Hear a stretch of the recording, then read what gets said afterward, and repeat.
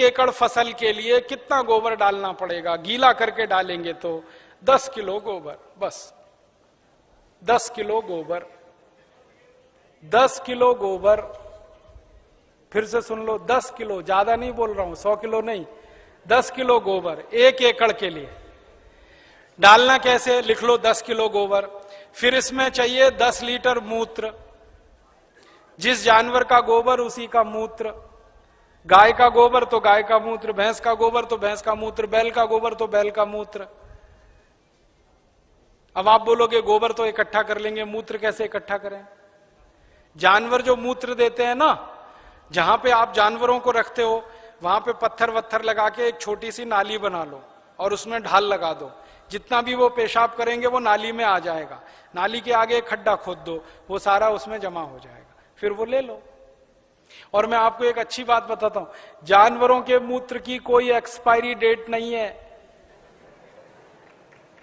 1 साल, 2 साल, 3 साल, 5 साल, 10 साल, 20 साल, 50 साल खराब ही नहीं होता, तो चिंता करने की बात ही नहीं है। तो इकट्ठा होता रहेगा, खड्डे में डालते रहो। तो 10 किलो गोबर, 10 लीटर मूत्र, ठीक है। फिर इसमें मिलाना है लगभग 1 किलो गुड़, आधे से 1 किलो गुड़। गुड़, गुड़ तो आप सब जानते हो। एक तो गुड़ होता है जिसको आप खा लेते हो, एक तो गुड़ ऐसा होता है जिसको जानवर खा लेते हैं, और एक गुड़ ऐसा होता है जिसको कोई नहीं खा सकता, गीला गीला, पुराना पुराना, काला काला। वो गुड़ खेत के बहुत काम का है। जो सबसे घटिया गुड़ है, जिसको ना जानवर खा सकते हैं ना आपका, वो खेत के लिए बहुत काम का है। तो वो गुड़ ले लो, आधे से 1 किलो।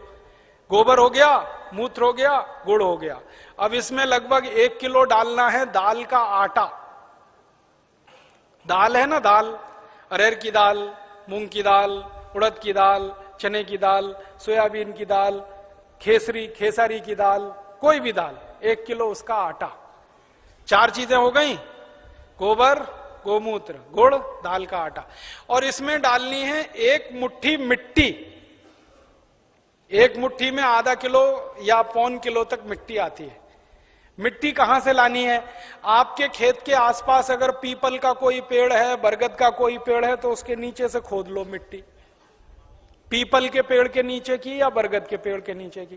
पीपल और बरगद के पेड़ के नीचे की ही मिट्टी क्यों खोदना? आपको मालूम है, पीपल और बरगद के पेड़ हर समय ऑक्सीजन देने वाले पेड़ हैं, और ज्यादा ऑक्सीजन देने वाले पेड़ के नीचे जीवाणुओं की संख्या बहुत होती है। तो पीपल और बरगद के पेड़ के मिट्टी में जीवाणु सबसे ज्यादा होते हैं। यही जीवाणु खेत को चाहिए। तो मिट्टी ले ली, 5 चीजें हो गई, गोबर 10 किलो, मूत्र 10 लीटर, गुड़ लगभग 1 किलो, दाल का आटा 1 किलो, और मिट्टी लगभग 1 किलो। ये 5 चीजों मिला दो, घोल दो। हाथ से घोल लेना, खराब नहीं होंगे हाथ, नहीं तो डंडे से घोल देना। एक ड्रम में घोल लेना, प्लास्टिक के ड्रम में घोल लेना, नहीं तो लोहे के ड्रम में घोल लेना। प्लास्टिक का होगा तो अच्छा, लोहे वाला क्षरण ज्यादा होता है। अब इसको घोल के 15 दिन रख देना, 15 दिन रख देना। घोलने में तकलीफ आए तो थोड़ा पानी मिला देना, ज्यादा मत मिलाना, थोड़ा ही मिलाना। घोल के 15 दिन रख देना। 15 दिन के बाद यह खाद तैयार हो जाएगा। इस खाद में क्या होगा? करोड़ों करोड़ों सूक्ष्म जीवाणु पैदा हो जाएंगे। वो जो मिट्टी डाली ना, मिट्टी के जीवाणु अगर 1 लाख हैं तो 15 दिन में वो 100 करोड़ से ज्यादा हो जाएंगे। ढक के रख लो तो अच्छा है।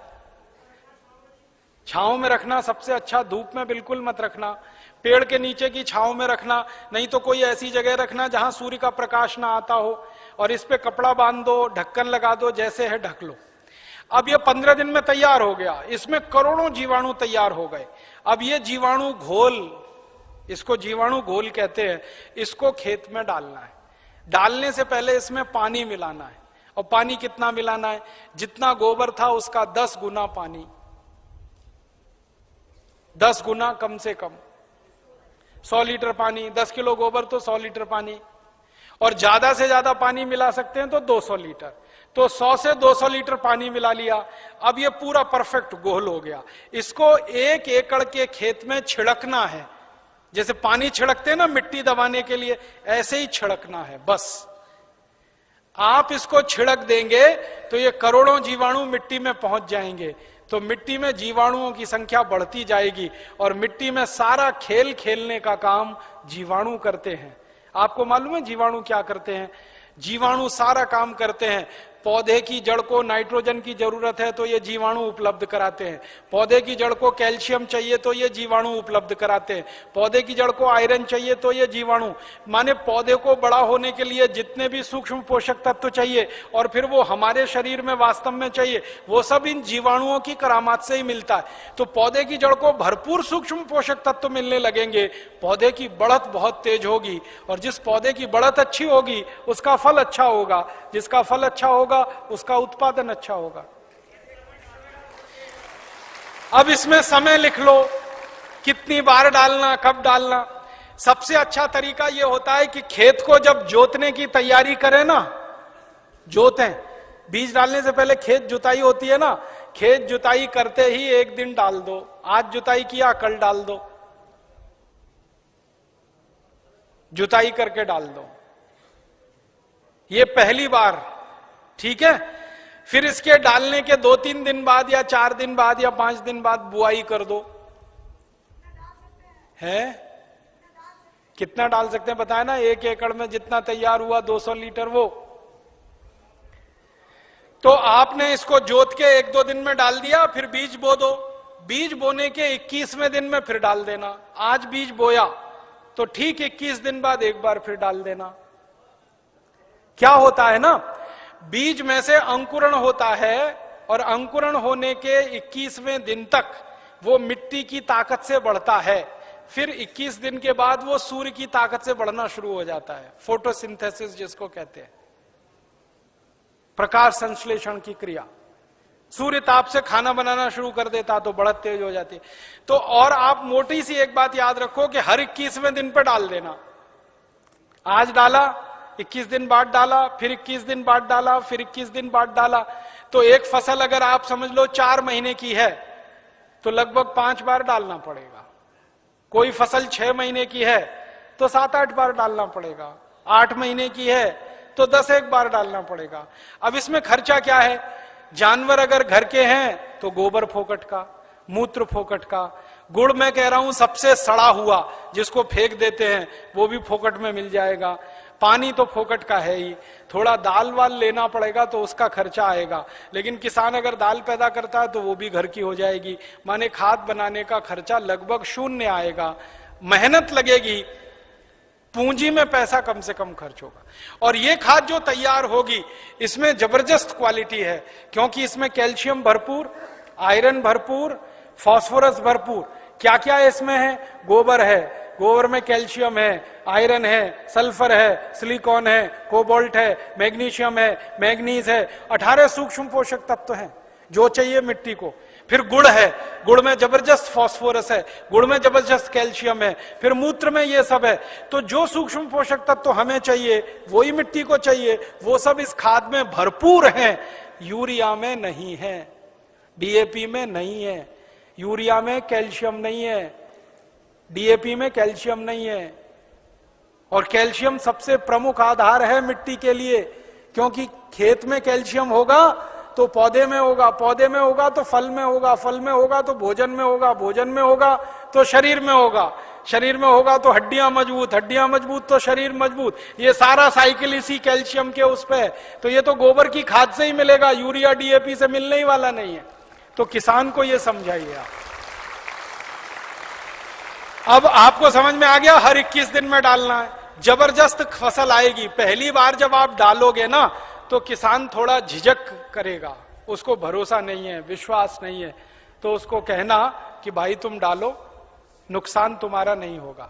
मैंने बहुत किसानों का हिसाब निकाला है, खराब से खराब खेत में जब गोबर का खाद डालते हैं ना तो गेहूं का उत्पादन पहले साल की तुलना में थोड़ा ही कम आता है, लेकिन उत्पादन जितना कम आता है उससे ज्यादा खर्चा बच जाता है, तो वो बराबर मामला बैठता है। हम यूरिया डीएपी में खर्चा करते हैं हजारों रुपए का, तब उत्पादन लेते हैं। यहां खर्चा ही नहीं है, थोड़ा उत्पादन कम भी हुआ तो फायदा ही है, नुकसान कुछ नहीं। इसलिए किसी किसान का नुकसान नहीं।